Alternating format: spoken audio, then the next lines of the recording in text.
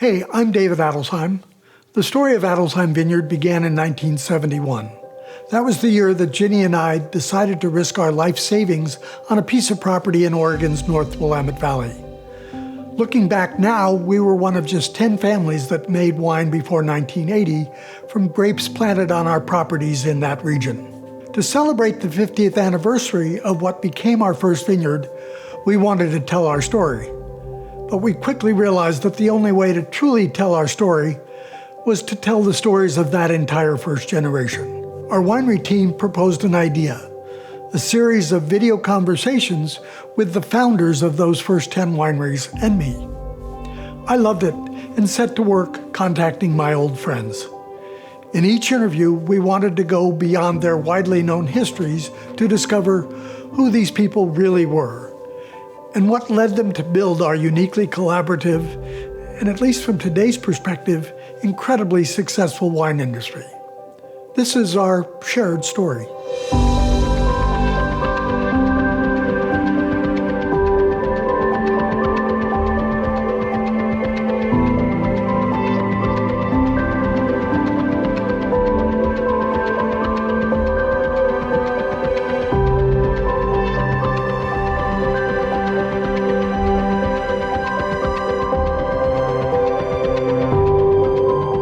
Ron Vuylsteke was working at Tektronix and teaching others to be home winemakers in the late 1960s.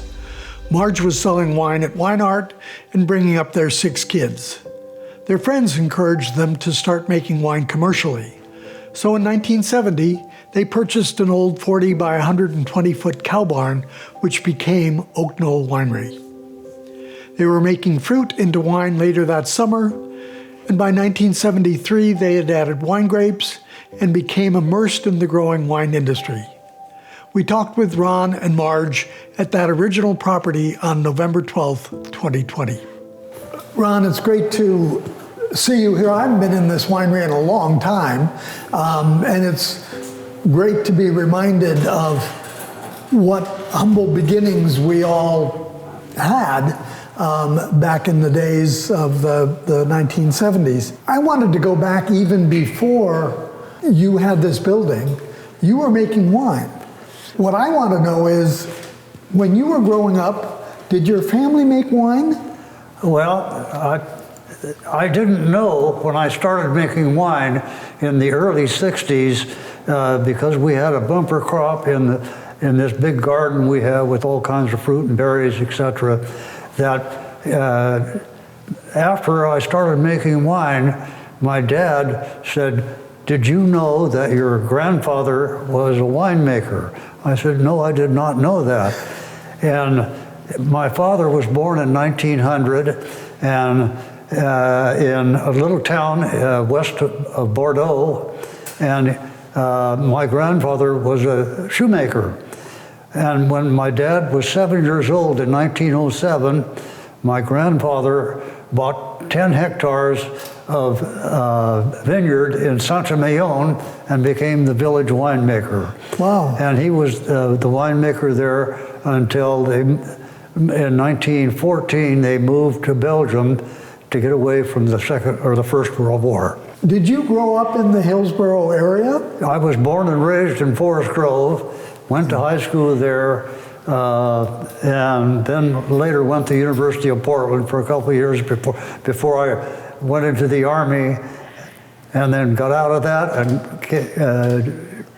went to work for Tektronix. And with the training that you got from the Army, I presume. Yes, right. Yeah. Yes, I was a radio repairman in the Army.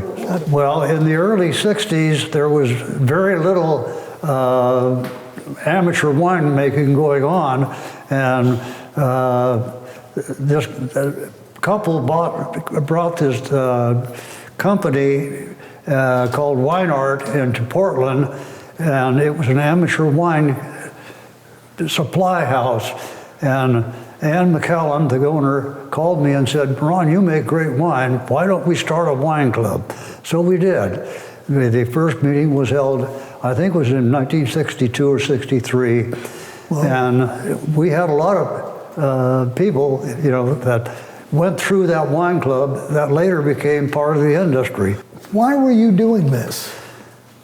Well, I was still working at Tektronix, so it was a hobby thing. And then in the late 60s, my neighbor also worked at Tektronix, and he said, "Ron, you make great wine. Why don't we start a winery?" I said, "Well, yeah, we could probably do that." So we started looking and found this building. It used to be called Burkhalter Dairy. It's an old dairy barn, a milking barn. It's 40 by 210 feet, well-insulated building. So we bought the building, and that's how Knoll Winery started. You're making home wine from fruit and berry, then you're making commercial wine from fruit and berry. I mean, the first wine you made in 1970 yes, were from berries and fruits. Yes, right. Were yes. what was being grown in the area. Was it in your mind that you would move from fruit and berry to vinifera grapes, or was that the furthest thing from your mind? No, absolutely. That was right. That was number one in my mind. As a matter of fact, my first wine that I made out of vinifera varietal wine was in 1971. Our little wine press over in the other building, a small little wine press, was the only press we had. It took us about a day and a half to press that 5 tons out after it was fermented. So I assume that you bought this place, converted it, and made wine in 1970 without having met any of the other people in the wine industry at that point. I knew Dick Erath. We worked because you worked at Tektronix We worked at Tektronix together. Yeah. We spent many coffee breaks talking about making wine. There was the beginnings in the very late 60s of this group of vinifera people who were meeting and worrying about infected grapevines and other issues. When did you start being part of that organization? Right from the beginning, David. My house was kind of centrally located, so a lot of the meetings were held in my living room. And that was on this property, On right? this property, right, Yeah, yes. Yeah. And so it was centrally located where we met to decide where we were going with this industry that nobody thought was going to take off at all, as we know. But you know, there was a lot of those early days when we wanted to make sure that Oregon wines, vinifera wines especially, meant something.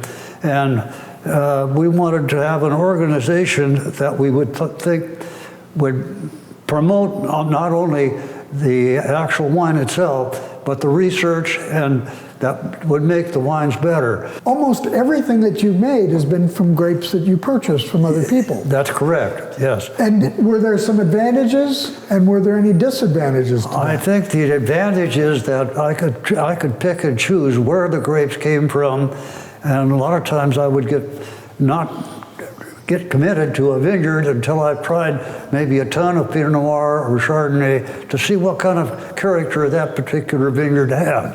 So, but as far as a vineyard myself, no. When I started, I thought, I'm going to put all my effort into making the best wine that I can make. I'm going to buy the grapes and make the wine. And I feel that it's a full-time job, making and marketing wine. Let the vineyard grower do what he does, I'll do what I do. One of the most intriguing aspects of the Vuylsteke family is you had 6 kids. Yes. And every one of them has ended up working in a winery at one time or another, and a couple of them have been in the business for 30 or 40 years at this point. Correct, yes. Did you extract blood from them, or how did this happen? I mean, there's no other family that's done that. Must have been the genes again from my grandfather, you know, which would have been their great-grandfather. Well, this isn't doing any good in the glass. I know. Here's to us, David. Yeah, You betcha. indeed, Ron. Not too bad. Not indeed. That's lovely. So for a period of time, was it the fruit wines that were supporting your vinifera habit? Absolutely, yes, right. They allowed us to buy barrels, buy grapes, because with fruit wines, there's really no lag time. You make it one day or 1 week or a month, and you sell it. Where vinifera wine takes a little longer, as we all know, reds especially. You know, it's a year and a half, 2 years before you're selling it. So it's an investment. The management has evolved as you step back from active duty, if you will. When did that happen? I think it was in the later 80s. The wine business is difficult on a lot of marriages, believe me. I maybe know what you're talking about. Working together so closely, it can be real dynamite. So I think it was 88, I turned the presidency over to my son Steve, and he ran the company for about, I think, 17 years before he left and went with ERAF. So that was a little bit of change. Wine in that but period? I was still chairman of the board and winemaker. I oversaw every bit of winemaking. When did you really stop having the role of winemaker? About when I retired, about 14 years ago. Okay. Yeah. So about 2006. 2006. Yeah. Yes. Right. Well, I'd like to thank you for taking a cold afternoon to talk with us in this amazing old building. Yes. That has so much history behind it. It sure does. After 50 years of winemaking in this building, you know, it's still going. Marj, thanks so much for coming in today and doing this with us. What I'm trying to figure out about Oak Knoll and about you is, how did it happen? I mean, the story of Oak Knoll is not like most of the other wineries. No. Ron grew up in Forest Grove. Where did you grow up? Tillamook.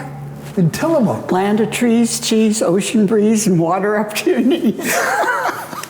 When you were growing up in Tillamook, did your family drink wine? No, they didn't. No wine at all then. When I went to college, I went to Merrillhurst. I had my first introduction to wine, but it was more or less the sweeter type. Yeah. And then got married, and my children, 6 of them, came so fast. 6 children in a period of 7 years, so I was super, I don't want to even do that math. super busy mother. But how we ourselves got involved in it, as I said, I had 6 children, and so I did a lot of canning, freezing, jam, jelly, relish, you name it.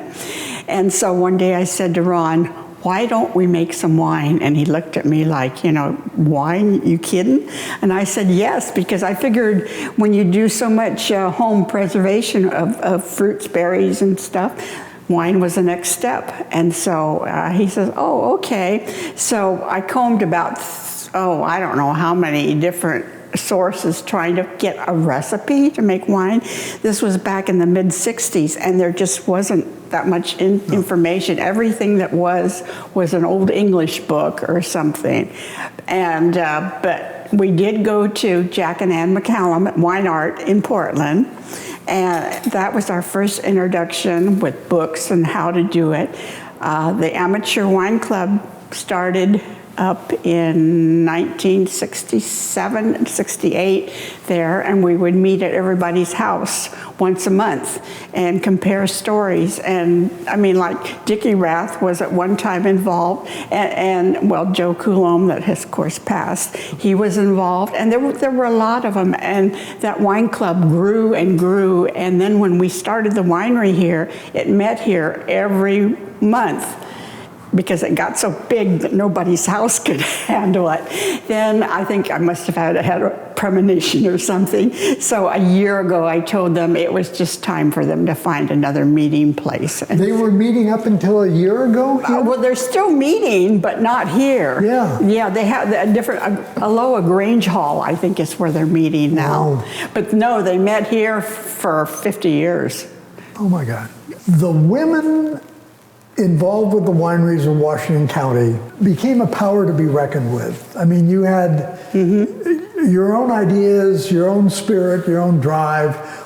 What brought you together as this little group of, I don't know, 5, 8? Well, first of all, I look back, you know, since I talked to you originally, there were 4 of us, first of all, and then two or three more. It was Nancy Ponzi, myself, Virginia Fuller, and Betty Coulomb. That was the first 4. Wow.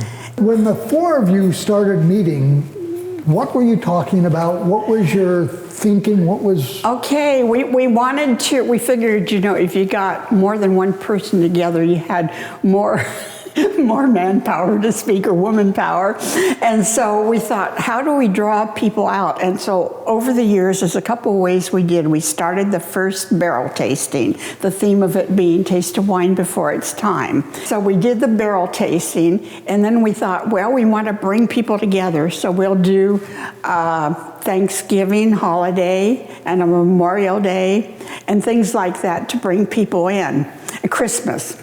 So we did Passport to Wine Country, which has been used, the name, time and time again. We would have a passport, and if they'd go to 4 wineries and have their passports stamped, they would get, well, we did cork ornaments with our different emblems on there for our Christmas trees. So that's one way we did. Another thing we worked on was to get signage, because back then you just could not, if you put up a sign, the county would take it down. Right. And so we were able to get our blue signs, highway signs. And so we just kind of worked together cooperatively, and then would have tastings together. And so we just, we grew as a group. You guys invented, on this side, you invented consumer direct, tasting rooms, people... Tasting rooms. Our first tasting room was actually right here. That office right there. Well, it's more or less, yes. Yeah. And so, definitely. And then, of course, when we put the other building on, we were able to expand it and do it. But our idea was never to impress the whole world. We wanted to be a local, friendly, welcoming winery to everybody. And so hopefully that's what we've succeeded over the years. But then lately, and now with all the problems that are going on nationwide, I guess I'm officially retired. Although it just kind of breaks my heart, because when you have 50 years behind you and you know, and your children grew up in this. Well, you're a walking history book to begin with. Well, everybody says I should write a book. No, I'm not a writer, and I don't plan on doing that. But I did open, to make sure it was still drinkable and not vinegar, our 1980 Pinot Noir that won the Governor's Trophy at the Oregon State Fair. In fact, that year we won both Governor's Trophies, the one for the fruit and berry and the one for the vinifera grape, and that was quite the day. Yeah. Yes, and so, yeah, I think Ron probably covered. Well, he talked a little bit about it, but he didn't bring a bottle that we could try. That's because he didn't hold on like I did. He drank it. Here's to you. Cheers. Thanks for bringing. 50 thanks years. for opening that. That's crazy. Oh, well, like I said, Steve and I opened one a couple of weeks ago just to find out what it tasted like. This is in great shape. Good. It's amazing. Anyhow, 40 years old. I'm going to take a taste here.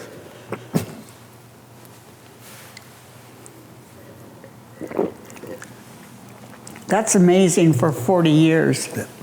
Yeah. That's incredible. I mean, you can tell it's old, but it's not over the hill.